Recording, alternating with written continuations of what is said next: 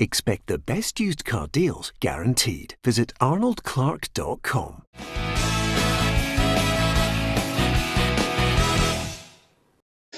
Welcome to Peter and Roughie's Football Show, sponsored by Arnold Clark. I'm Peter Martin, Barry Ferguson and Tam McManus here with me. Sorry for the slight delay. My fault, to be perfectly honest with you. I've got to take it in the chin when it comes.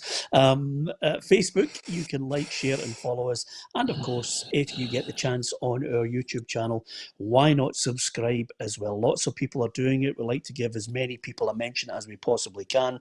And over and above that, I have to say, we will be talking about Hearts' Tam McManus, but Harry is in Canada. He's originally from Garthamlock, and he's been watching the show. He watches it religiously every day in Canada, and he tells me it's not that he doesn't like me defending Hearts, it's just that he's a Celtic fan and he's just not having it at times. So he's been leathering me. But the good thing about this programme, Tam, is rightly so. We take criticism. We can take it. We're big enough and man enough. Absolutely. You don't have to look at the comments every week, particularly for Barry. You can see that the fans are really on. The people that write in are really on my back sometimes. So listen, it could be worse. You could be Barry. Yeah, absolutely. There you are. Baz, I'm sure you're big enough and man enough to defend yourself. But nevertheless, thanks to everyone who's joined us on the programme. There's lots to talk about. Our one-to-one, I have to say, is with Edinburgh City Chairman Jim Brown. Jim, very close to Jim Jeffries, to be honest with you. My apologies. And he gives us an insight into what he will offer Hearts going back as an advisor to Anne Budge. What do you make of that, first of all, Barry? I think it's a wise move. Peter's very experienced manager. I know he was a director of football at Edinburgh, so I can see the reason why Anne's went and trying to get Jim on the board for an advisory role. As I said, he's got so much experience in the game, and he'll give a helping hand, I'm sure, to Robbie as well. He'll be a good shoulder to lean on at times when he's unsure about things. So I think it's a great move for Hearts, and as we all know, he's also a legend at the club, Peter, as well. Great success as a manager and as a player. So I think Hearts fans will be delighted with this appointment. Yeah, and of course the other thing about it, Tam, which I think will be a huge advantage to him, is he knows a player. He's been around the block so many times. So when Robbie's looking at recruitment, okay, there's no sporting director in there, but he'll know. I mean, obviously they're going for Sam Nicholson because they know what they're getting there. But elsewhere, Jim Jeffries will be able to say to him, listen, that might be too much. He hasn't got it. You know, he can give him a little steer. Yeah, listen, I agree with Barry. I think it's a great appointment for Hearts. It adds to the feel factor at the club. You're getting legends back. You've got Robbie Nielsen back in there, Gary Locke's into the club. So you're getting guys that the Hearts supporters really respect. And Jim Jeffries is respected by everyone within football. He's also got a wide area of contacts. You know, he knows the game. He's been working in different levels. So, as you said, he can give advice to Robbie. Robbie's a young manager, still learning the game. So I think having somebody like Jim Jeffries in the background at Hearts is fantastic news for them. Yeah, this is what Hearts had to say on the appointment of Jim Jeffries again. Hearts is delighted to announce that Jim Jeffries has agreed to return to Hearts as an advisor to the board of directors. It is well known we've been working on the recruitment of a sporting director. However, given the time pressures and escalating costs of the ongoing challenge to our relegation, we have put our recruitment on hold. We do need support to ensure Robbie has all the time he needs to work and focus on his first team squad ahead of the start of the 2021 season. To provide that support, we have reached out to Jim. Jim has agreed to join us for 6 months on a part-time basis to give Anne and the board advice and guidance on footballing matters. Jim will work with Anne during the transfer window to help make the changes to the squad Robbie feels are needed. So 6 months, who knows? I wouldn't rule out, Tam, that becoming a more permanent situation. Yeah, listen, I think it speaks for itself, the statement. You know, they've got a lot on their plate just now, Hearts, with the court case and relegation. I think it's obviously a short-term deal. Jim won't win a lot of money, but I think if it all works out and Hearts got off to a good start, then I think that'll get made into a longer-term thing, because Jim Jeffries has still got a lot to offer football and particularly Hearts. He knows the club inside out as well. So, listen, it's a win-win situation for Anne Budge. Yeah, a big hi to Alison Sarah Carroll, who always joins us on the programme. Rob Reid says, good morning, guys, from a cold Melbourne. I think young Kai Kennedy, he says, is getting a bit big for his boots or his agent is as well. What's your early thoughts on that, Barry? I mean, obviously Rob's looking at that situation thinking Kai Kennedy, he's going to move on because maybe he was asking for more than Rangers obviously think he's worth. Yeah, look, a lot of these young players, Peter, have got advisors that maybe try and push them a bit too quickly. You know my feelings on young players. I like them to stay about and fight for a place. Listen, there's no doubt the young kid's got huge potential. So I would like him to maybe stay about. At this stage in his career, Peter, it's not about money. We've seen it with various young players moving far too quick for my liking. So I would like to see him stay about for a bit longer. Yeah. Alec Mullen says, hi guys, I'm watching from not so sunny Scunny. Looking forward to the show. Hope you're well. We are indeed. Niall says, Tam looks totally different. Hope he's sitting still for once and off that high chair. Well, the good news is Barry and I actually had a word with the officer and he's been moved to cell 312 now. So that's a real bonus for us. And of course, all the benefits of being in the cell have been extended. So that's great news. There'll be visitation rights as well. Lots of great messages coming in. I mean, honestly, I'm in the Henrik Larsson man cave. Surely you've get something that's better than that scabby white background. I mean, it's unbelievable. It's just plain white. I'm just a minimalist. There they go. Look at that. That's fantastic. No gimmicky. No gimmicks. Just concentrate on the show and concentrate on the chat. No gimmicks in the background. No pictures. People like that, by the way. No Henrik Larsson man cave. They love. Well, listen, everybody's got to have one, haven't they? You know, I can't wait to see Barry's because once the old Darren lockdown, Jackson there. It's Staunch cave. You're probably not too far away from that, Tam. Yeah, listen, he isn't. You'll see it pretty soon. Oh, that's the big invite to the party. It's coming. Anyway, apart from anything else, Gary Adams says he looks like he's in the back hallway of the Forge Market. So clearly, Gary's I love the Forge, by the way. Time to time. Absolutely. There's all sorts the of Forge is brilliant. You can buy. Yep, good stuff there. Listen, it managed to break last night on the show, which is, of course, the situation where Hearts and Partick Thistle say they are incredulous, is the word that they use, Barry, with regards to the legal action that was served on them by the SFA. This notice of complaint is basically because they decided to take their case out with the proper protocol, which was an arbitration within the SFA. Now, it breaks the rules. We'd highlighted it weeks ago on this programme when they did it, and now they've fallen foul of it. And the SFA have basically offered a statement saying we had no option. They knew they were breaking the rules. We had no option. The only debate now, Barry, is Hearts are in the middle of arbitration, fighting their case, and this is supposed to take place on August 6th, and they've asked for it to be delayed, and you can understand why. Yeah, it is, but Peter, I worried about this, as you say. We spoke about this a couple of weeks ago, the consequences it could happen. And now it's come out. I actually read the statement this morning, and it goes on about, I mean, there could be a massive fine, there could be expulsion, all that sort of stuff. It's just a complete mess, Peter. But again, I understand why Hearts and Partick have went down this route. They're clearly fighting for their club, and I've always said for the get-go, if it's anybody else, if it's another member of a club or a chairman or whatever, they would do exactly the same. They're just fighting for their own club, but it's just messy, Peter. I keep going on about it. It's the only real word I can really use. It just worries me what's going to happen because they are two fantastic clubs in the Scottish game, both Hearts and Partick, and what happened to them I thought was really unfair. Let's be honest.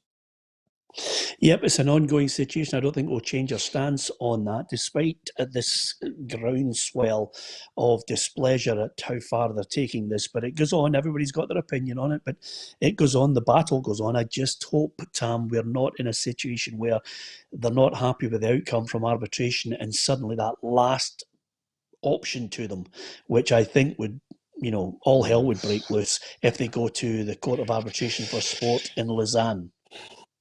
Yeah, that would be that's a disaster. I mean, the season would get delayed. The fixtures would get delayed, and overall they get a tight schedule. To try and fit all the fixtures in with cup games and international games. So Listen, we've been consistent from the start on this. That we think that it could get settled and should get settled out of court. I think both Hearts and Partick Thistle are entitled to get some sort of compensation. I hope they do get that, and I don't think they're going to get back into the league they were in. I think they will drop down a division, but if they get money that kind of offsets the damage, then I think that's probably the best for everyone at this time. Mm-hmm. Yeah, Torque Mada, who's a regular on our YouTube channel, says, "Hi, Peter and the crew. Absolutely boiling here in sunny Cyprus." I mean, that's the big dilemma. I have a friend of mine, and she has her own travel agents, and she just keeps putting up pictures of fantastic beaches and great deals, and I'm thinking to myself, it just looks so appealing, but we just have to wait for the whole thing just to give us the okay to get on a plane and get some holidays. And of course, the okay for the haircut, as you can see, is as you can see that suddenly the Barry's been butchered. let down. Oh, Barry's straight in there with a new haircut. You happy with that, Fergie? Oh, listen, as soon as we got the word that the hairdressers were open today, the 15th, I was right on the phone to Robin, who you go to and get your haircut, Peter, and I made sure that I was straight in. He had no spaces available, but I kind of half threatened him on the phone by text and says, "I need to get in, mate. I'm struggling." So big time, big time, isn't he? No, I could. Some poor wee boy's just been binned to the side for Barry. Shocking. No, honestly, see, last night I couldn't sleep. I was that excited going to get my hair cut. Really excited about it. So as you can see, he's went a wee bit short, but no, I'm glad they've opened. It was strange going into hairdressers, as you know, Peter. You go to the same hairdressers as myself, and it was totally different. There was a lot of shielding going on and that sort of stuff. It was pretty strict. Normally I would have been there for 20 minutes. I was in for an hour. Wow. So, no, it's good feeling. Good feeling to get your hair cut eventually. And as you know, Peter, I'm superstitious, so I've booked in again for 9 days' time. So that's me back to my every 9 days. I did mention to everybody yesterday, Barry. I let the cat out of the bag, and it's good that I've seen it. Now, I watched it. Yeah, I watched you giving me a bit of dog's abuse yesterday. Yep. And thanks to everyone who says that's good that hairdressers, cut the hair of international superstars and fat people as well. So that's great. So. Nobody said that. I just thought I'd throw it in anyway. So it doesn't matter what weight you are. Robin can cut your hair. It's brilliant. And of course, the other great thing is, 9 days, Tam. I don't know about you growing up, but 9 days later to get your hair cut again is just. Is that right? Aye, is that true? Is that I've always done that. Every 9 days you get a haircut. I just show you how much money. That's just money. Oh no, Robin gives us a good deal. Yeah. No, Robin's next door to the studios. The studios, good deal. Right. Right. Yeah, he gives us a very good deal, so that's why I'm in every 9 days. Yeah, absolutely fantastic. I'm 4 or 5 weeks. Yeah. Listen, Tam. Yeah. Of course. There's no doubt about it. We can see you every 4 or 5 weeks. Yeah, I think both you might need to consider going a bit. Yeah, absolutely. Sooner. Yeah. I think I agree off the side. Yeah, exactly. That's another thing, Tam, before the season starts. And of course, it's hard to believe, Tam, but we're only a couple of weeks away now from the season starting. And obviously, we've still got things to get tied down, which is basically, press going in, spacing for there, whether the next couple of weeks after that, will there be even any amount of fans allowed in? Obviously, a small stream to start with, but it's getting exciting again, Tam. Oh, Peter, I can't wait for it. No, Barry's talking about couldn't sleep. I'm so looking forward to the start of the season because I just want to see football. We've spoken this show for 3 months about court cases and reconstruction and everything else. And I'm just desperate for the season to kick off. Go and watch football. Watch it when Scottish football is back, and you can go and support your team or watch it on the feeds. So no, I'm really looking forward to the season, Peter. 1st of August, can't wait. Yeah, Sean Russell has said, has Barry got the iPad to see today's comments? Because, sometimes you bring it in, Barry, so you can see exactly what's been said. No, I've not got it today, no. Hey, what's he saying? Am I getting dogs No. abuse? No, that's Sean's way of saying just give me the nod here so that I know he's saying it before I leather him. But Sean, he hasn't got it, but he will bring it back in. I know he likes to see. I'll bring it on Friday. Sean. Yeah, bring it on Friday, Barry, so we can give you a right good caning. Listen, Gordon Strachan's going to be involved more in the youth academy and some of the things that are going on at Dundee. I don't know about you, Tam. I think Gordon should be used in a greater capacity. I know James McPake will, lean on him every now and then for advice, but I just still think he's got so much to offer the game. Oh, he has, Peter. I mean, for Dundee to get him up there first and foremost was a big coup. Obviously he's working with the young players. Listen, he's game intelligence, football brain. He was a great coach, great record, great footballer. Listen, he's a fantastic guy to have about the place. And as you said, James McPake will certainly lean on him in terms of tactics and advice and maybe players to bring in.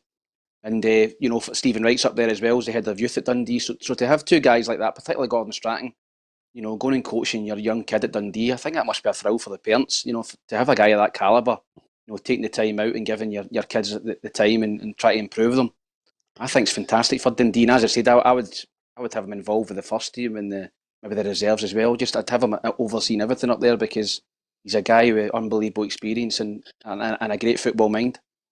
Yeah, I must admit, I think he's too not as heavily involved as I'd like to see him. I think he's got too much to offer, but it's just an opinion on it. Listen, what about Barry? Joe Hart seems to be really pushing to see if Celtic are going to bite on this. They still haven't resolved their goalkeeper situation. They're obviously off to France to play in these friendlies, but I would imagine over the next couple of days, 2 or 3 days, I don't think the Fraser Forster one is completely dead, Barry. I don't know about you. No, I think they'll go as long as they can, Peter, to try and wait on Fraser Forster. As you know, I've said plenty of times, I think he's a top goalkeeper. You've seen the difference he made to Celtic last year, certainly in the League Cup final. For me, he won Celtic the game with his display. And when they've been under the cosh at times in the games, Peter, he's a big game player, Fraser Forster. So I'm sure Lenny will be waiting as long as he can to try and get that one over the line. In terms of Joe Hart, I like Joe Hart. I was lucky enough to play with Joe Hart when he was younger. We got him on loan when I was at Birmingham from Man City, and he was a fantastic keeper. Worked really hard as well. I couldn't believe how hard a worker he was. So that would be a great second option for me. But I think Celtic will be desperate to get Fraser Forster back. There's no doubt about that. Peter, they're obviously been interested in David Marshall at Wigan, who is statistically the best goalkeeper in the world at the minute. He's had 10 clean sheets in his last 11 games at Wigan. David Marshall. Yeah. That is a phenomenal record. I know he's got a good defence in front of him, but if you're looking for a guy that's on form in the English Championship, David Marshall, 10 clean sheets in 11 is phenomenal. So he's certainly pushing for a big move somewhere. If it was me and it was a choice, if Fraser Forster is out of the equation and it was a choice between Joe Hart and David Marshall, I would go with David Marshall. I think the problem I have with Joe Hart is I wonder about this whole the stigma of the pass back. I wonder if he's at ease with it, or whether Lenny, to his credit, has mentioned on more than a few occasions that he wants a goalkeeper first and foremost. But it's never gone away since Guardiola absolutely shattered his confidence, Barry. Yeah, listen, since Guardiola came in, I don't think Joe's been the same. Whether he's not comfy with the ball at his feet, I don't think he's the worst I've seen, Peter. I can only go with in the past when I've played with him. He was certainly comfy when he was down at Birmingham, but the way Guardiola wants to play, basically the goalkeeper at Man City's just as good as a central midfield player, the way that guy zings the ball about. So it's important nowadays. A goalkeeper has got to be comfy. You've seen it with Brendan Rodgers, with Craig Gordon. He wasn't comfy with him. And I don't know, for me, I look at it, what a goalkeeper can do in terms of short stop and commanding his area. That's first and foremost for me. Second, it's a bonus if your goalkeeper can play with the ball at his feet. But I get it, modern day, now they've got to be really comfy. Yeah. The other thing I was going to mention to you guys, and Tam, you fell foul of it there, and it's something that comes with experience, Tam. And I know you mentioned it there. Statistically, 10 clean sheets in the last 11 certainly would suggest that he's up there as, you know, over the last 11 games, statistically, he's up there as a really good keeper in the world. But if you start turning around and giving it, you know, he's the best keeper in the world on the stats, you know, you leave yourself wide open to Alex Kelly. Alex, a big Rangers fan, he loves Rangers TV, he loves all things Rangers, and he listens for any little thing that could potentially be picked up on. And quite simply, he's not having it. He says, best goalkeeper in the world, Tam, time for your medication. Now, the problem is, Tam, what you don't realise is there are people who love their team, and I applaud them, but they suffer from selective hearing. And that's what this programme sometimes suffers from, selective hearing. You hear what you want to hear. So, you know, David Marsh's a good goalkeeper. I don't think Maybe I not said he was the best keeper in the world. I think statistically, over the last 11 games, he's one of the hottest goalkeepers. He's in his position. You know, 10 clean sheets in 11 is phenomenal for him, but certainly not the best goal in the world, no. Yeah, Niall Kane says, what's your thoughts, guys, on Frank de Boer saying about Scottish clubs shouldn't cut their academy funding to reduce costs, I beg your pardon, amid the coronavirus? I mean, Barry, it's a hard one here because you want to keep the academy, you want to keep the possibility of unearthing the next golden nugget of a player who'll come through. But right now, I think the people who balance the books are the ones that are the most important. Yeah, but it's a worry, Peter. I like to see young kids come through systems and break into the first team. Listen, we're at a stage now that certain clubs have got to look where they can make cuts. And sadly, it's into the youth end, which doesn't sit too comfy with me. As I said, Peter, I think it's important that we try and produce good young players. It is worrying times. And hopefully in time, when we get back to playing football and getting fans through the door, that these clubs who are going to sadly get rid of their youth set up, will bring it back in time. Yeah, I was just looking there, Tam. We always like to react to wee bits of gossip here and there, players that could be going. Alfredo Morelos is never too far away from any team that you potentially have across Europe or in South America. The other one that it won't go away is Christopher Ayer. Now, I know Celtic are off to France to prepare for these friendlies along with the Rangers, but Ayer won't go away. It keeps getting linked to AC Milan as if they're going to be spending around 20 million to try and prize him away from Celtic. 20 million? Oh, I would drive him there. I think he's a good player. I think he's a decent centre-half. You know, he's got potential, he's young, but for £20 million, I think Celtic would bite your hand off. I think every single Celtic supporter would bite your hand off for 20 million. As I said, he's a Norwegian international. He's a young lad. He's certainly got a lot of good attributes, but for that type of money, you know, if you're talking about Scottish football, any Scottish club, you're getting 20 million for a centre half. I mean, Virgil van Dijk went for 10, so I'd be taking the 20 million, please. Thanks very much. Yeah, I presume you don't rate him as highly. I don't rate him as highly as Van Dijk. No way. No, I get that. I get, but I presume you don't rate him. How highly do you rate him? I think he's a good centre half. I think he's good. He's a good centre half. I think he's exceptional. I can see him maybe going and playing in English Premiership eventually. AC Milan. Listen, I think it's maybe a little bit early in his career for AC Milan, to be honest with you. But if they're interested in him and Celtic are talking that kind of money, £20 million, I think that's got to be an immediate sell for Celtic, especially in this this day and age. 20 million is a no-brainer for me. You've got to sell him for that. Aye, Peter, I look at Ayer as a work in progress still. I still think he's got a lot to go and a lot to learn. And I'm listen, if an offer like that comes in, I'm sure Celtic would accept it. But I did see AC Milan side the boy for Seville, the centre half of Seville today. So that might be off the cards. But I still think he's got a lot to learn. He's definitely improved since he went out to Kilmarnock on loan. Yeah, I wasn't too sure of him, I'll be honest with you. but he's come back and he has certainly improved, but I still think there is still a lot of improvement to go with him. Yeah, and of course I agree with you, Barry. I think he's got a wee bit to go. I like the way he comes out with the ball. I think he's got that kind of a feel of a midfielder, but he's obviously got to work on the defensive attitude as well. But he can pick a pass. He's got a bit to go. I think that's the general consensus. The other thing which I absolutely love, since we've been in lockdown for 14 weeks. There is a tremendous thing which happens on this show now that we've actually adopted the reacting to what happens on Facebook and what happens on YouTube. And it's something that I enjoy it, because I look at it and I think to myself, okay, lots of great people offer his opinions, guys, on players, how much they think they're worth. Alfredo Morelos has been a constant for us all. I think, Rangers will get 10 million for him. Some people think possibly more. Some people think he's worth 5 million. The battle goes on. But the joy of watching the feed, guys, and you should really get yourself a laptop, Tam, to watch this. What happens is Barry will open his gob, you'll do it, I'll do it, and then what happens is they start belting in and battering us for what we've said, and then what happens is somebody comes in and belts them, and then they completely forget about the point and just scattergun each other.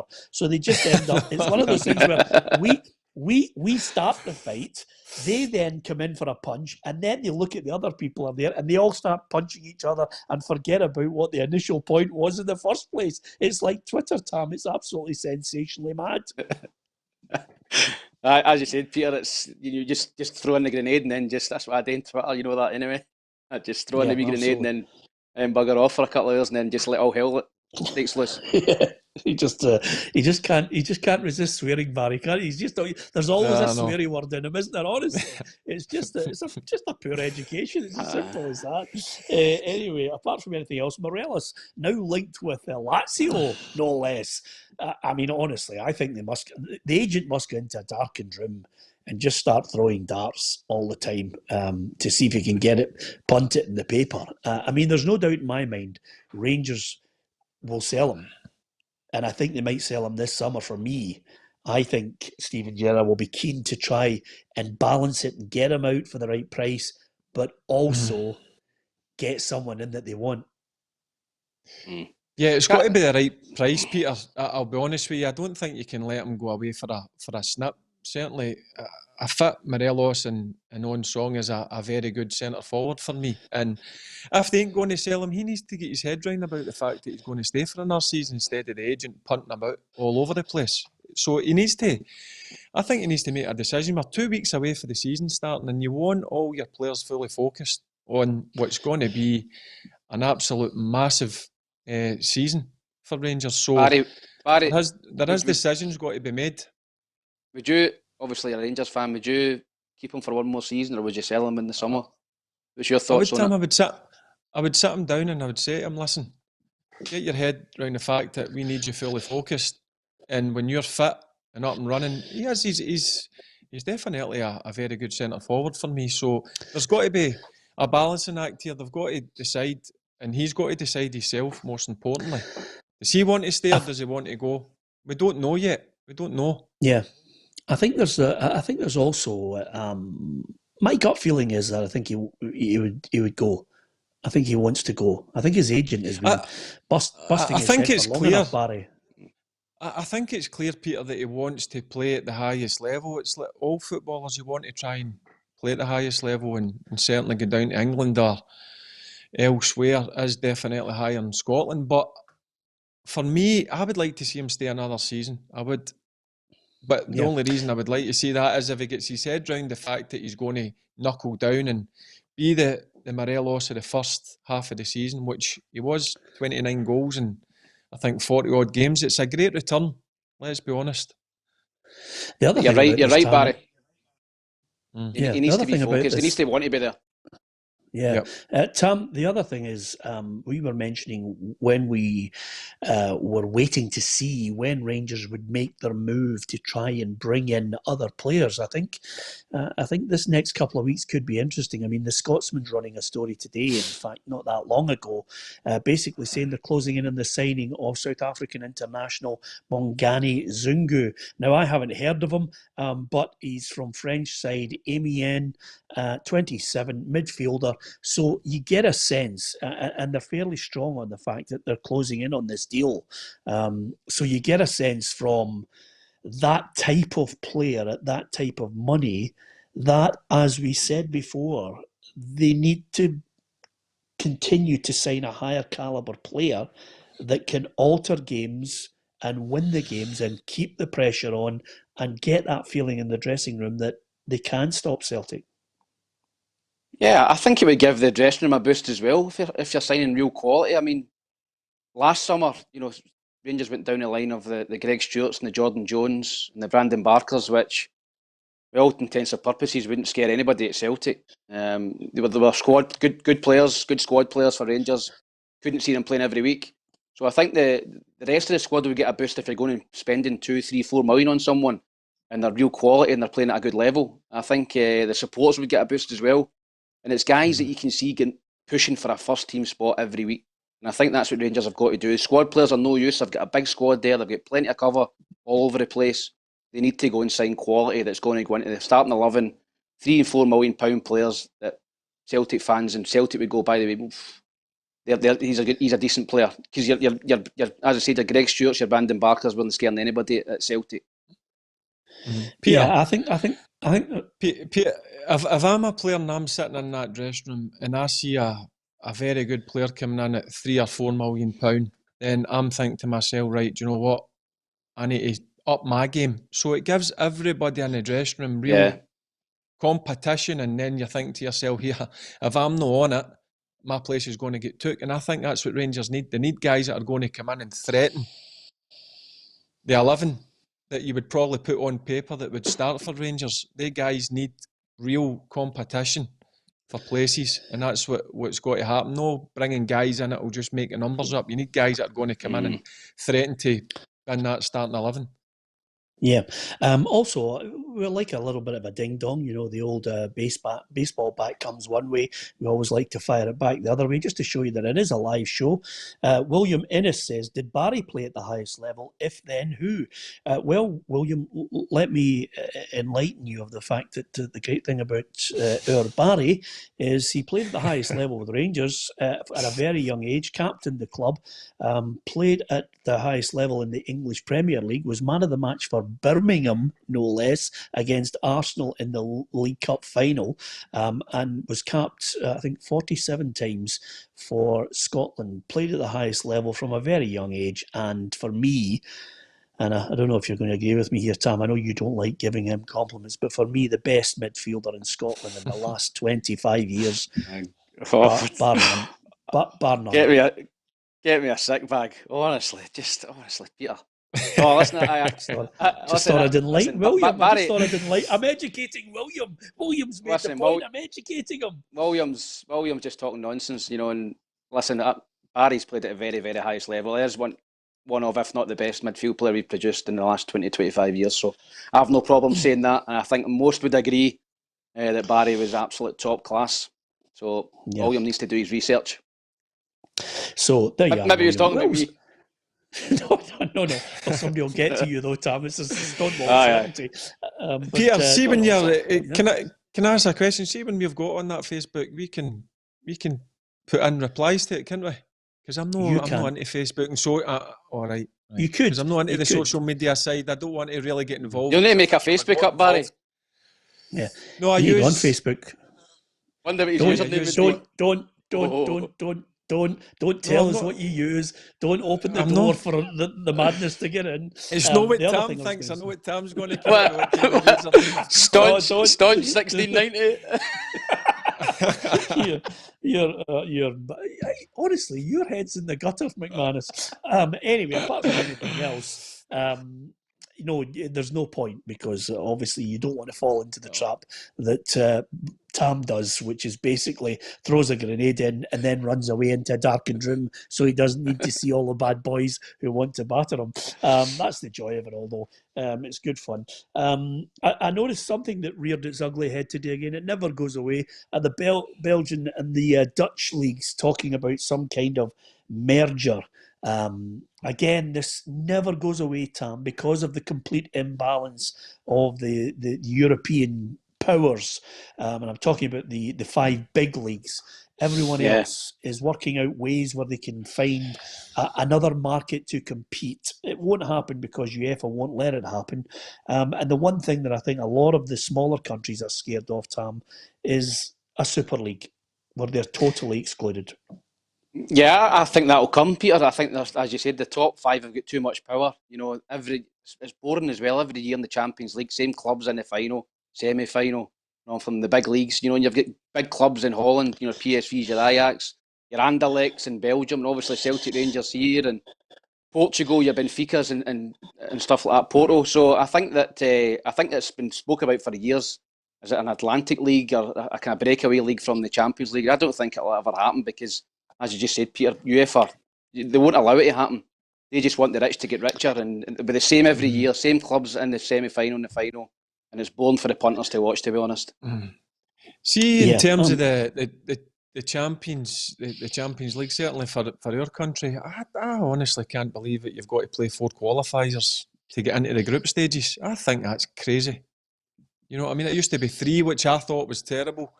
Now it's 4 qualifying games. I don't think that's right. I think if you're champion your country, you've got to go into the group stage. Then the fourth team in England goes straight into the Champions League. I know. Champions of Scotland have got to play 4 games. It's an absolute disgrace. It's shocking. That's crazy. Yeah, it is a nonsense.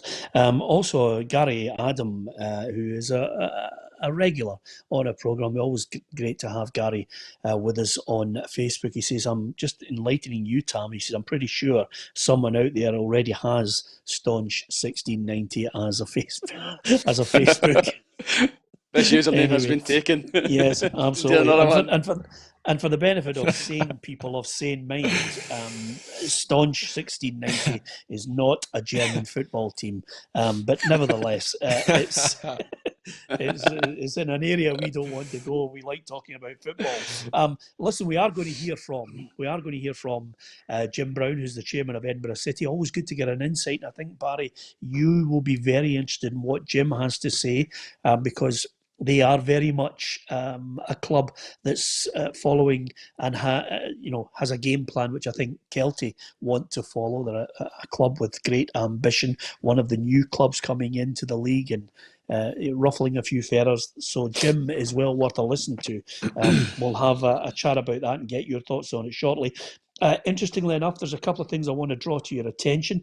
I know Duncan Fraser is leaving Aberdeen and the SFA. He's going to join UEFA's business development programme. Now, for me, Tam, that's fantastic because that's Duncan. He'll be able to walk around the UEFA buildings and never be seen again. And he just picks up his cheque at the end of the month. I want us all to go and work for UEFA. Do you not? That is a cushy number. UEFA business development. I mean, what is that? You just go out and try and get business for UEFA? Oh, what a job that is. If I ever leave PLZ, whenever I get pumped for PLZ, I'll be going to UEFA. Yeah, well, let's get on that site now, Barry, and see if we can get him a job. That'd be fantastic. Anyway, it's one of those great jobs. Just roam about corridors and let's phone Coca-Cola. It's unbelievable, fantastic. For the benefit of, by the way, we're talking about players signing. Come on, Alec Dyer's been proactive. He got Mitch Pinnock, he got Aaron McGowan, Zeno Rossi. He's got him as a centre half on loan from Bournemouth. It's perhaps an indication, Barry, of where we are in Scottish football. If it's not loans, it's players that you're thinking, it's potential for some of the clubs in the Premiership that they're trying to sign or get and loan from bigger clubs nowadays. That's where we are financially. That's where we are as our status. Yeah, listen, there've got to be free transfers or loans. There's not a lot of money, apart from probably Rangers and Celtic who are going to spend the big money, Peter. So managers will tap into to people they know in the game down south and maybe even abroad. So I think looking at it with the transfers that's happened, that quite a few clubs have been under the radar. They've brought in a few players. So that's another reason why I'm excited for the season to start. St Mirren, I think, have pulled in a few good signings. Ross County have done the same. Kilmarnock, Hibs. So there's quite a lot of teams being active, but there's not a lot of money obviously been spent because obviously what's been going on in the world the last 3 or 4 months. But there's some decent transfers been made and some decent players are going to be coming into our leagues. And there's a few biggies you've got ready for Kelty. It's getting exciting down there, isn't it? In the pipeline, Barry. Yep. Yeah, we're in talks with 2 or 3, and I understand some of the players have got to make a big decision, Peter, whether they stay full-time or go part-time, and quite a lot of the players that I've been speaking to are looking to life after football, which I think is good. They're thinking ahead of the game, and we also know that there's not a lot of money involved in Scottish football, so I've gave them a bit of time. I've got to give them that breathing space, Peter. They've got to speak to their families and make a big decision whether they're going to go to part-time, and obviously they've got the hard job of finding what we would say is a normal job, as I've been used to playing full-time football for the past 8 to 10 years. Would they need to move close to Kelty? Would they need to move in to Kelty? Would they need to move in that area? I'm just wondering because, obviously Gareth Bale's got a lot of big decisions to make. Would he have to move to Kelty? It's different from Wales. He's not going to take a pay cut for Madrid. No. Yeah, you think so? Well, I would let them... I would let them away with that one, Peter, if I could get good quality. Yeah, I reckon. I don't know if I'm overshooting the mark here, Tam, but I reckon Gareth Bale could buy every house in Kelty and still live comfortably. Aye, is that fair? He's on a fortune. I think he's just over playing golf in Madrid, living a life, isn't he? What a life he's got. Sits on the bench, watches the football, and then goes for a game of golf. 300 grand a week. It's magnificent. Niall Kane says, "I'm loving the top you're wearing, Peter. I just can't wait for the this is not the show for you t-shirts getting printed for Christmas. We must get them out, Tam. I'm going to definitely get them out. Make a few quid, Pedro. For some special people who really just don't quite get it. But anyway, Jamie Higgins, I think, has got a lovely message. And he says, can you tell Bazza to get the boots back on? An absolute Gers legend. And I think that's a nice touch. Lots of people remember you in your pomp when you were strutting your stuff. And of course, in the midfield area. We certainly remember him, Tam. I remember him in the park. Most moaning face guy in the world, man. Stay my heat in. Absolutely. Yep, absolutely. Listen, if you're talking about players that I think deserve a special mention because they fill your heart with joy, restore your faith in human beings, humanity, the whole thing. Marcus Rashford is almost certainly one of them, and well done to the University of Manchester. They're giving him an honorary degree. He's 22 years of age, by the way, folks. He managed to change government policy. He managed to get just under 4 million kids meals after the period in the summer where they would not have got free meals. It would have put a tremendous strain on their family. He's raised £20 million in this whole campaign, and I think that's a boy who's never forgotten his roots. And I, for one, just sing his praises from now until doomsday, even if he stopped playing football tomorrow, Tam. Yep, absolutely fantastic. He's put the government to shame. They should be doing that. Free school meals for the kids, underprivileged kids. It should never be forgotten what Marcus Rashford has done for those kids. And he didn't need to do it. Listen, he's a millionaire. He plays for Man United. He could have just turned a blind eye to it and got on with his life. But, he's actually went and done it. And a lot of people speak about doing things and doing things for charity. He done it. And listen, I think he's an absolute legend of a boy for doing that. And he's made so many families happy and took the strain off them in a really bad period. And so fair play to him. And I don't think he courted the publicity, Barry, did he? I don't think he wanted it. It came out, Yep, I don't. I think he wanted to go under the radar, Peter, and do it all. What an unbelievable, inspiring young man he is. You just listen to his teammates, and I listened to an interview with Solskjaer. I think it was a week or so ago, and said he's so grounded. He works so hard at his game, and the stuff that he's done, as Tam had just mentioned there, put the government to shame. I just think it's unbelievable. What a fantastic young man, and listen, his family must be so proud of him. So great stuff. And you know what? The biggest thing as well, Peter, I love watching him play. He's broke onto that Great scene player. and he just looks as if he'll never change. I love seeing that in somebody. So brilliant. That's the only words I could use. Inspiring. That's what he is. Yeah. James Thompson says, Peter, is that a photograph of Steve Archibald in a Hibs strip on your wall? You'll never believe this, James, but not too far away, Tam. You'll be amazed. We had him on the show. I've got Steve Archibald's Barcelona top, signed by the great man himself. Steve Archibald was a fantastic player. I mean, Well, Peter, I think, again, underrated. Peter, I worked with him at Airdrie. I signed on loan when I was a young boy at Hibs. I went to Airdrie on loan. Alec McLeish sent me out. He's good friends with Steve Archibald. And Steve Archibald in the afternoons took myself and David Fernandez, who eventually went to Celtic. He was at Airdrie at the time. He took us out in the afternoons and showed us finishing drills and how to hold the ball up and all that. He was absolutely magnificent. I was only there for a month because of the weather and the winter break. And then I went back to Hibs and managed to get in the first team. But Steve Archibald was different class, and he brought a lot of good boys over to Airdrie. Calderon, and other midfield player, and a lot of Spanish guys that were top class. Brotto went to Celtic as well. They were all there at Airdrie at the time, and no, Archibald was phenomenal, different class as a guy as well. What does he do now, Peter? Is he still involved in the game? He works over in Spain. He's got 2 or 3 really good projects. One of them on the virtual reality specs that you get. He's got a brilliant, innovative company that works in technology. He is an absolute god in Barcelona. I mean, when Roughie and I were over there for one of the Champions League games, we literally could walk anywhere in the Nou Camp with him because he was just access all areas. They have a nickname for him in Spain. It's called Archigol. And that's basically because he scored goals for Barcelona. He was a success and revered by the Barca fans. And, you know, sometimes players that go away and play elsewhere, and you know they're Scottish, played in a great 1982 Scotland World Cup squad. You know that he was brilliant with the Spurs as well.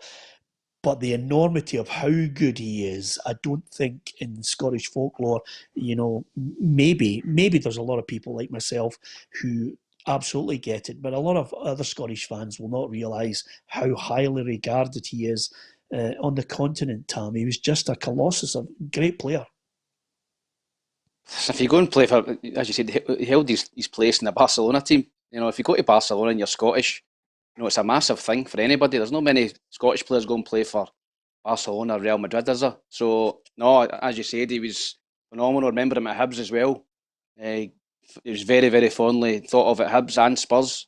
So, tremendous player. And as I said to you, in that brief spell at Airdrie, he was a superb guy as well. A great guy.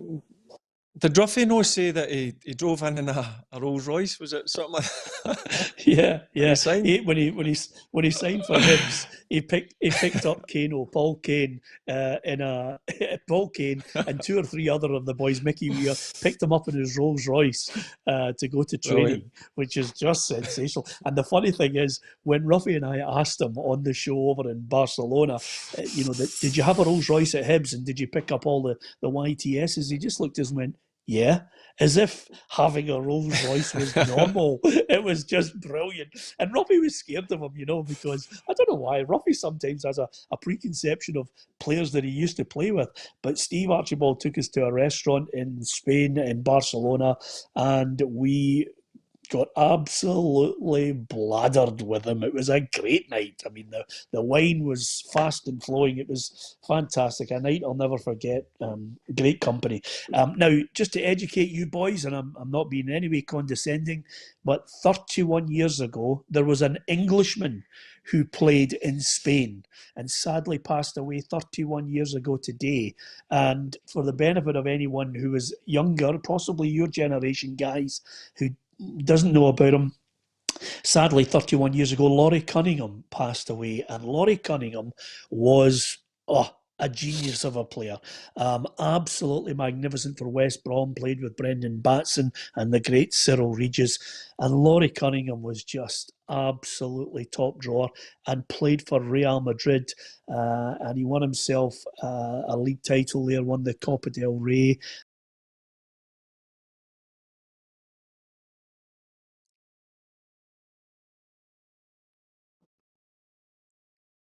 Can't hear him. Can you hear him, Tam?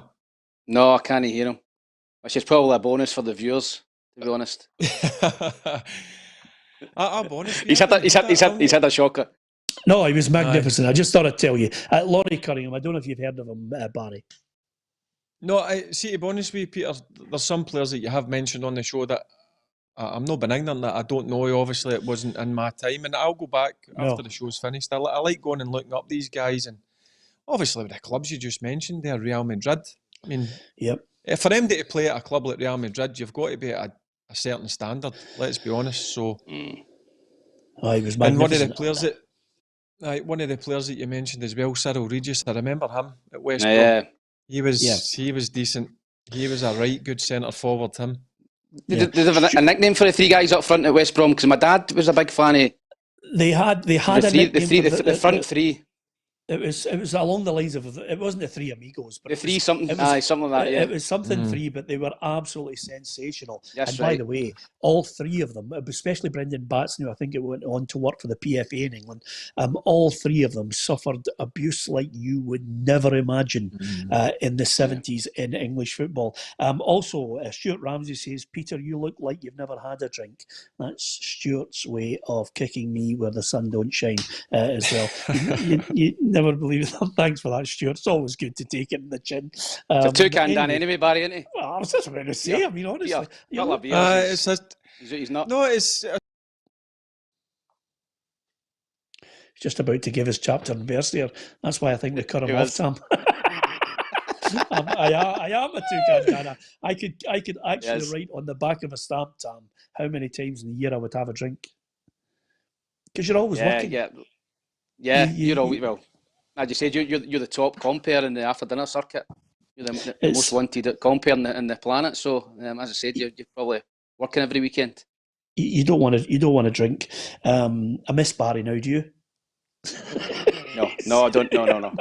Keep him off. Let's get him off. Exactly. He's back. I can hear you, Zay. I can still hear you. All right. Okay, sorry. What were you going to say? No, do you know what? I just kicked a wire. there. No, what is it you drink, Peter? Southern Comfort, isn't it? Is it Southern Comfort? Yeah, I'll have one or two of them, and then the next minute I'm gone. No. By the way, lots of guys. Barry, Ryan McHenry says you're going to have some job trying to keep up with East Kilbride this year. Some outstanding signings. It looks as if Chris Erskine's the next one in for them, Barry. Yeah, listen, there's no doubt that they're going for it, Peter. They had a disappointing season last season, and some of the players, I'll be honest with you, it's very good standard. The league's going to be in East Kilbride. They've made some excellent signings, but that's what you want, Peter. You want the challenge. As I says, we are also in the market to strengthen our squad. I think it's always good to keep strengthening and have good competition in the squad. And East Stirling have made a few good signings, so there's going to be a real fight in our hands this year. But that's what you want as a manager, and I've told the players that you want a challenge, and that's a challenge for us to try and do what we done last year, and even better that. Yeah, fingers crossed. Listen, I know you're going to listen to this, Barry, with great interest. I caught up earlier with Jim Brown. Obviously, Jim has got a close affiliation with his former sporting director, Jim Jeffries, and he was going to give us an insight into Jim, what he'll bring back to Hearts, and of course what Edinburgh City's ambitions are. And he does touch on Kelty, Hearts and Brora, so we'll hear from Jim. But first of all, of course, he's talking about Jim Jeffries. For those of you who've just joined us, Jim Jeffries back at Hearts. Here's a wee insight into the great man. Jim Jeffries has returned to Hearts as an advisor, helping the board and head coach Robbie Neilson for 6 months on a part-time basis. The Tynecastle legend spent most of his career at the club, making over 300 competitive appearances across the 1970s. He moved into management and had a successful spell at Falkirk in the 90s before leading the Jambos twice, famously lifting the Scottish Cup in 1998. He resigned as Dunfermline boss in 2014 and has been the sporting director at League Two club Edinburgh City for the last 3 years. The 69-year-old has fully recovered from a heart attack last September and will mainly focus on transfers. It means that Hearts have put the search for Craig Levine's replacement as sporting director on hold due to the time pressures and escalating costs of legal action following their relegation. Yeah, got a lot of time for him. One of my favourite people on this earth, Jim Jeffries. So I caught up with the Edinburgh City chairman to talk all things football earlier on today. Here's Jim Brown. Well, I'm delighted to say our special guest on the programme today is Edinburgh City chairman Jim Brown. Jim, one of those days when one of your old mates as a sporting director has now gone. Was it expected, unexpected? I think probably it all happened quite quickly in the end, but it was kind of expected. I think for a couple of months now, there's been a lot of talk about him, Jim going back, and to be honest, I think it was a no-brainer for Hearts to take him back under the present circumstances. Big loss to yourself, though. Yes, he's been great since he came in. You know, when I persuaded him at the time, he had stopped doing anything in football, and he was just more or less retired. And I heard him on a BBC show saying that he would come back if maybe to help somebody out. So I got in touch with him and persuaded him to come back. So he's been there since 2017, and he's been a great help to the whole club, to the managers, to bringing the club up from the Lowland League. The change is massive to win the SPFL, and Jim knew his experience, his contacts. It was just great, and it put us on the map just having him there. He's now at Hearts, albeit on a short-term basis at the moment. What will he bring to his old club? I think it will bring stability. I think he'll bring help where it's needed. I think he'll help Anne Budge immensely. I think because I think Jim's exactly what she needs. It's an old head that knows the game inside out, knows all the agents, knows a lot of the players still. He knows the club inside out, and I think she'll lean on him a lot for a lot of the footballing decisions because she's done a great job off the field and with the business side of things. And I think Jim could just help. And he won't be on top of Robbie. Robbie will get to do his own thing as well, and Jim will be there just like he was with James at Edinburgh City. He was there if he's needed, but if he didn't need him, or if he didn't want to, he didn't want his advice or didn't need his advice, Jim never got involved unless he was asked to get involved. So he's not interested in getting back in the dugout, which I think is a good thing for all managers, because any manager who sees Jim Jeffries coming in was probably looking over their shoulder. No surprise Robbie's delighted to have him there, but Hearts have been criticised heavily for some of the recruitment and their decisions on contracts for players over the last few years. Do you think that's where Jim will really come into his own with Robbie? Yes, I think so. Yeah, Jim's been in the game a long time, so he knows what players, although it was obviously not quite as much money, but they're worth, and what they should be getting, and what he'll expect Hearts players to be doing for their money. And I think it'll just bring a totally with Jim and Robbie.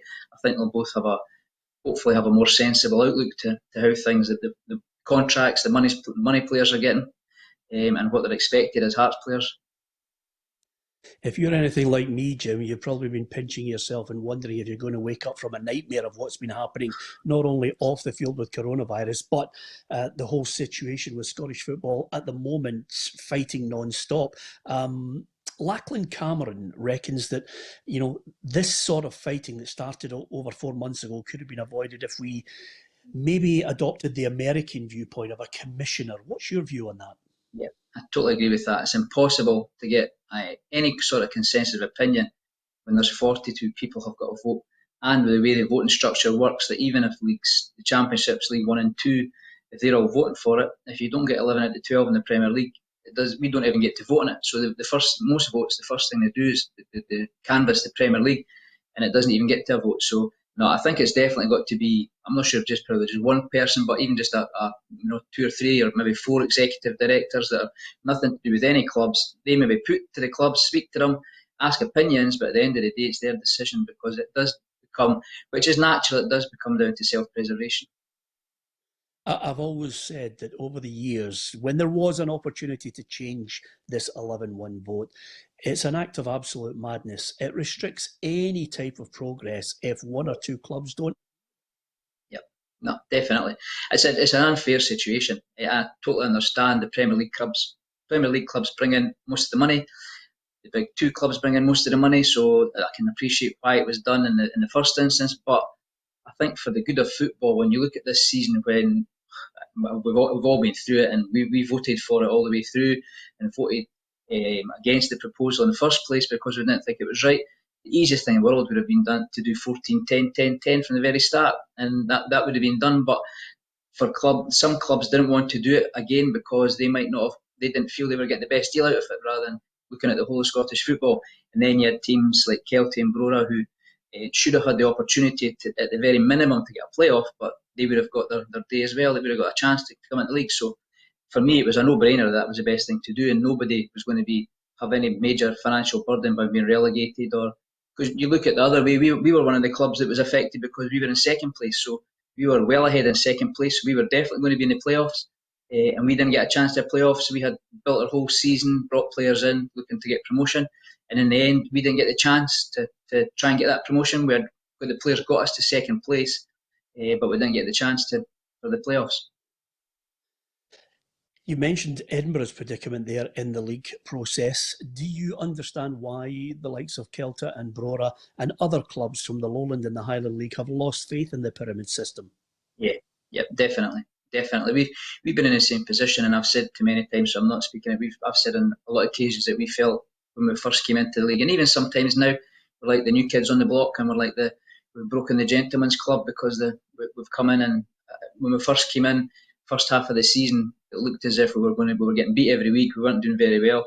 Every boardroom we went into, everybody was, don't worry about it, it'll be fine, you'll do well. But then at the turn of the year, we started to win, and it looked as if we were going to be out the relegation zone. Things changed completely because I think that they didn't think that the lower league clubs would be able to come up and would be able to hold their own. They think they would just go back straight down again. So yeah, totally. I think it needs new blood. There's a lot of money being spent in the Lowland League, and there's got to be a pyramid system, because these clubs need to be able to come up.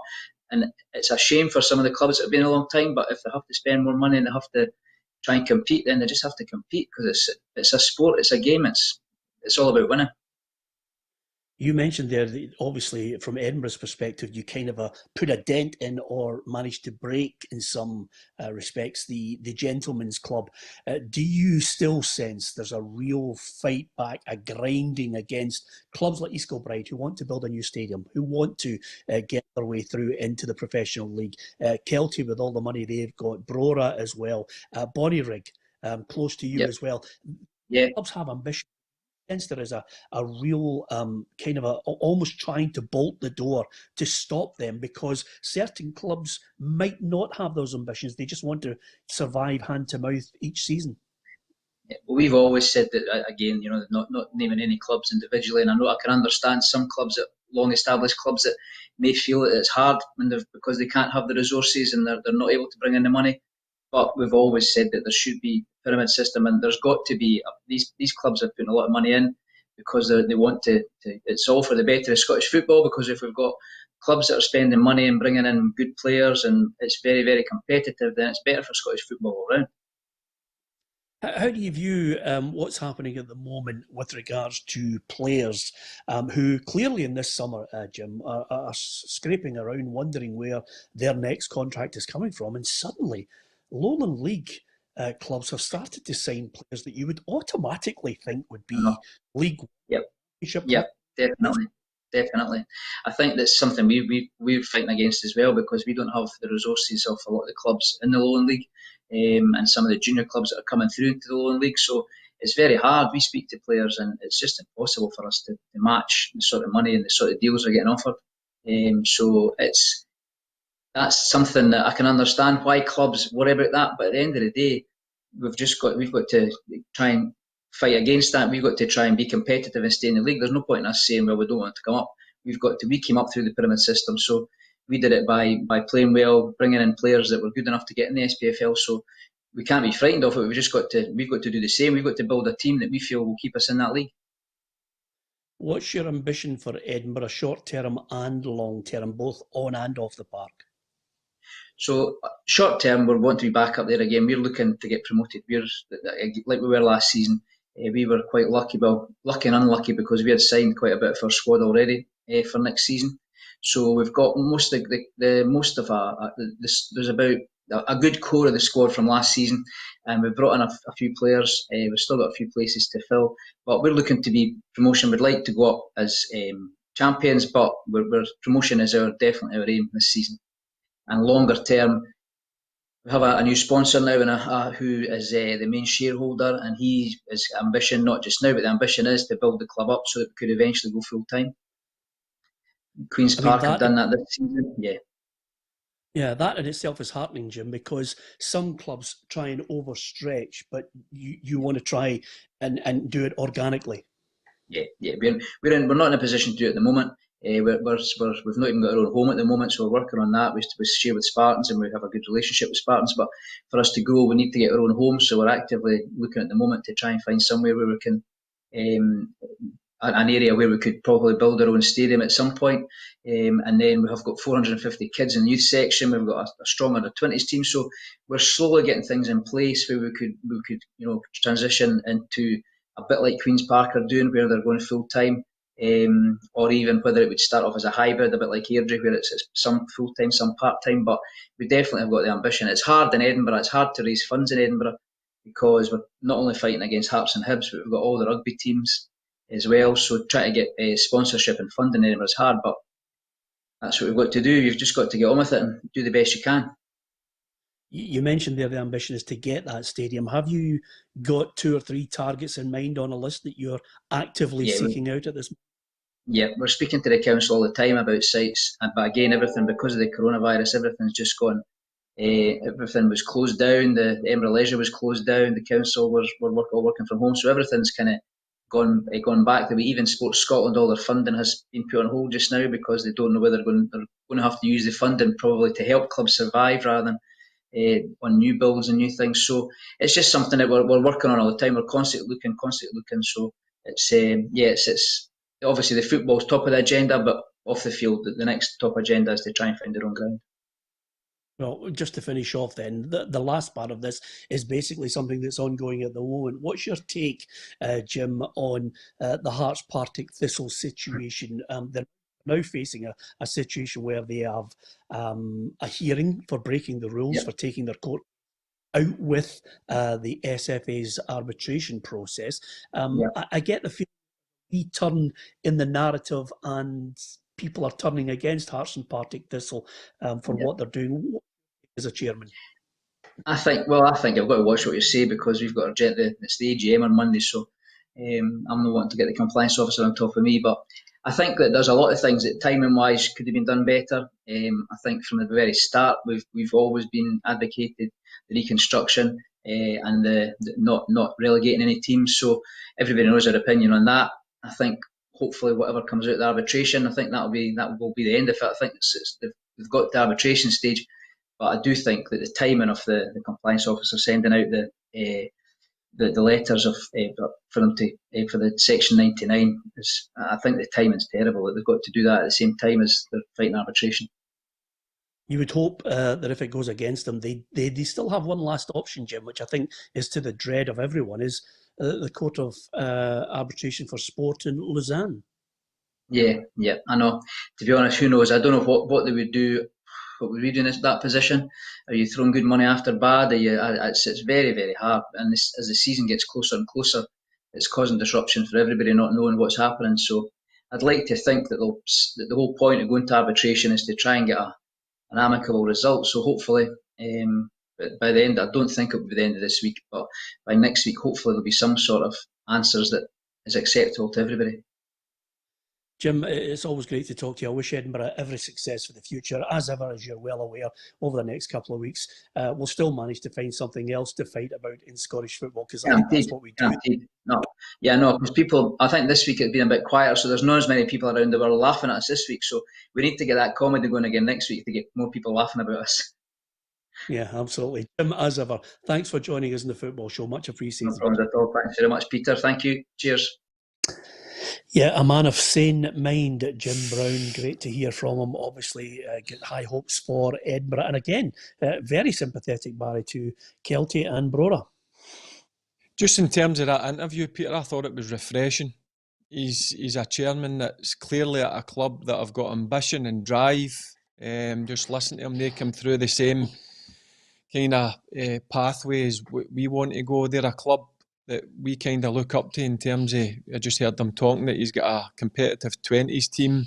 They've got 450 kids. We've got something similar, around about 250, 300 kids. So it's great to hear a club like that. And they were one of the clubs that clearly want teams like Kelty and East Kilbrides and East Stirling's, BSC, Bonnyriggs to come through the system.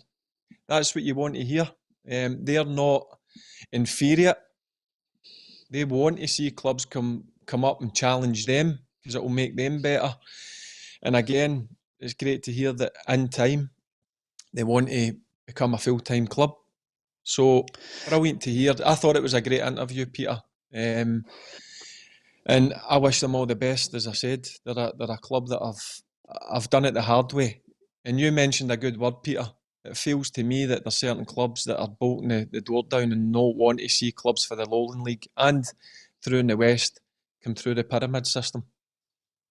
Yeah, absolutely. I kid you not, by the way, I did mention to Jim at the end of that interview, Tam, if Jim McDonald has mentioned it as well on Facebook here, I did mention to him, is that a cistern behind you? Are you in the toilet? sitting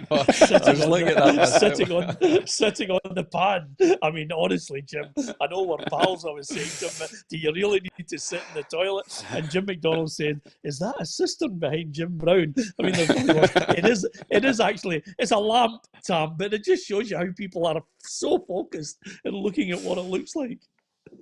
Unbelievable. I mean, just let's concentrate on the football. I mean, there's too much going on in the background here. I mean, I actually can't believe that Barry's got something green in his background. That's the only thing I've ever seen. I know. That plant. Don't worry. He's getting rid of it. Don't worry, mate. Yeah, he's getting rid of it. We mentioned it to him the other day there, Tam. I listen, I don't know about you, Tam, but Jim's a good Edinburgh man. I've known him for years. Brilliant lad. Edinburgh City at heart. I mean, it would be great if they could get their own stadium as well. But boy, it's a tough place to get any spare ground, isn't it? Yeah, expensive Edinburgh. As you said, it's a really expensive place to go and build something.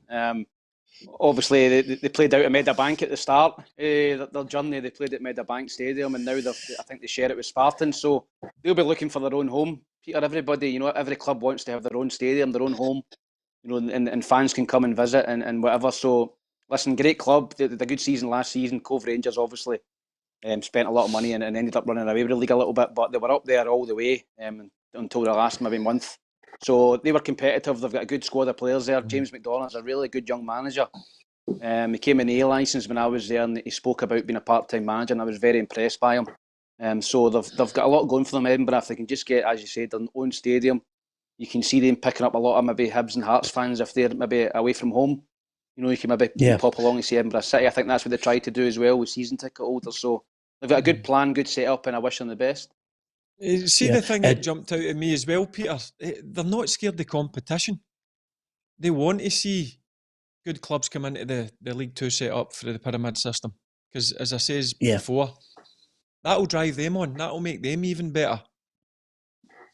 Yeah, absolutely. We all want the competition. We want people to have that meritocracy where you can actually be rewarded for showing that ambition. Listen, just before we go, guys, there was a ruling yesterday which allows Manchester City back into the Champions League. I tell you, think we're fighting now. All the managers have been ladling into Manchester City because of this financial fair play. There's a real feeling that it's just making a mockery of it. And I think Manchester City, in my own opinion, have made a mockery of the financial financial fair play situation. Once you start saying that you're bringing in millions upon millions to rename the training ground, I mean, give me a break. The whole thing is just an absolute sham for clubs to spend millions and not be accountable on balancing the books. So it makes a mockery of it. But, Jurgen Klopp's put the boot in, Jose Mourinho's put the boot into Man City, but Pep Guardiola's having none of it. He says they will continue to spend big. Listen, but invest a lot of clubs. On United, Arsenal, in periods before win the leagues and the league, they invest more money than the other ones. When Chelsea start to win Premier Leagues, invest more money than the other ones. I'm a good manager, but I don't win titles if I don't have a good players. The good players are expensive. But all the clubs spend a lot of money. Barcelona spend a lot of money. Madrid spend a lot of money. In English teams spend a lot of money. Once another one. But we build a club in the terms of the last decade to compete with the elite of the Premier League on the Champions League. We need to invest. We can spend, as much money that our chairmen or our owners want. Always in the financial fair play rules. And we show it, we were there. In the last decade, FIFA, UEFA, EFA, we were exonerated for something we were accused. Well, he's sticking to his guns on it, by the way. He's digging in on it. But I think, Pep Guardiola for me is a fantastic manager. But just because he says it doesn't mean it's set in stone, Tam. I think a lot of people are looking and laughing at the whole situation. It's just made the whole UEFA financial fair play not enforceable. Financial fair play, may as well just chuck it now after that. Just bin it. He's just said that they'll spend as much money as their owners give them. And I don't know obviously I don't know the insides and outsides of the books that they've got, but financial fair play is a joke. It doesn't.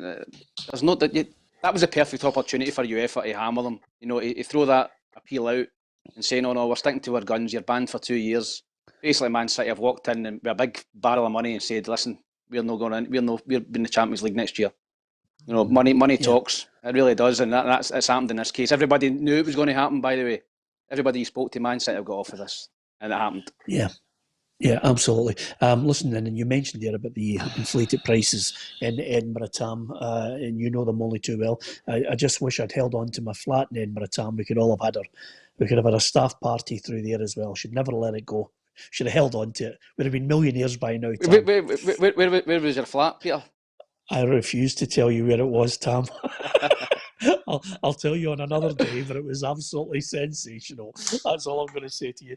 Anyway, apart from anything else, an absolute joy chatting to you guys as well. Thank you very much to everyone on Facebook. Like, share and follow us. As you can see, people now subscribing to us on YouTube as well. We're mentioning as many people as we possibly can who join us on the programme with some great points. There's a real intelligent football fan that's with us. 99.9% of them all want to talk passionately about their club and have a wee bit of banter with us as well, and we welcome that. Join us if you can tomorrow, but from Barry Ferguson, Tam McManus and myself, Peter Martin, thank you for watching.